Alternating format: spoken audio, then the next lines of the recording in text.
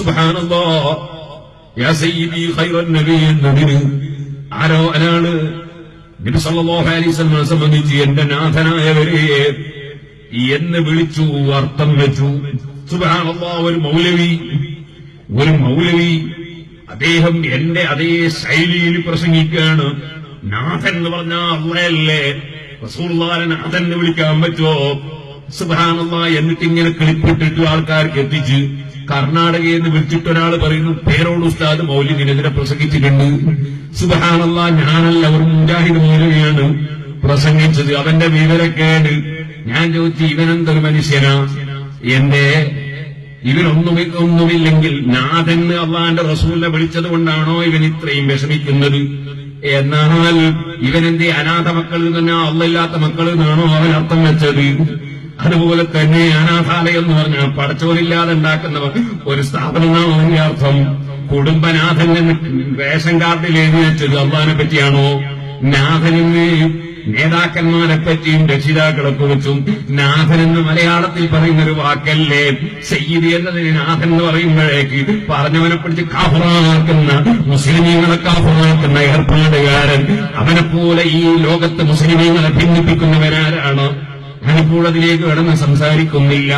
സുഹൃത്തുക്കളെ, അസയ്യിദി ഖൈറൻ നബി,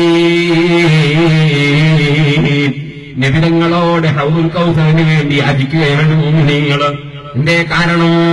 പരിശുദ്ധ ഖുർആനിൽ അല്ലാഹ് പറഞ്ഞതാ, ഇന്നാ അഅതൈനാകൽ കൗസർ, അൽ കൗസർ തങ്ങൾക്ക് തന്നു കഴിഞ്ഞിരിക്കുന്നു നബിയേ, തങ്ങൾക്ക് കൊടുത്തു കഴിഞ്ഞൊരു സംഗതിയാണ് ഹൗദുൽ കൗസർ. ഇനി തങ്ങളിൽ നിന്ന് തന്നെ കിട്ടണ്ടേ? അതാ ഇന്നനാർജുയില്ല കൗസി ഹൗദിക്കലില്ലഫസ് يوم نسي كتابي سيدي خير النبي. ഹൗദുൽ കൗസർ എന്റെ പ്രിയപ്പെട്ട ഉമ്മത്തിന് എനിക്ക് വിതരണം ചെയ്യണം. അത് വാങ്ങിക്കുടിക്കാൻ നിങ്ങൾ അർഹരാകണം.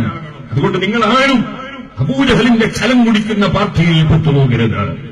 നിങ്ങൾ മദ്യപിക്കുന്നവരാകരുത്, ലഹരി കുടിക്കുന്നവരാകരുത്.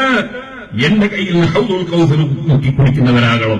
അനഫറതുക്കും മിനൽ ഹൗദി, ഞാൻ ഹൗദുൽ കൗസറിന്റെ അടുക്കൽ ഉമ്മത്തുകളായ നിങ്ങളെ കാത്തിരിക്കും.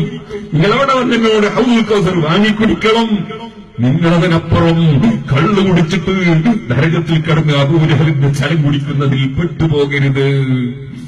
അവിടുന്ന് പഠിപ്പിച്ചില്ലേ സുഹൃത്തുക്കളെ? അവിടുന്ന് വിരോധിക്കേണ്ടതെല്ലാം വിരോധിച്ചില്ലേ? കൽപ്പിക്കേണ്ടതെല്ലാം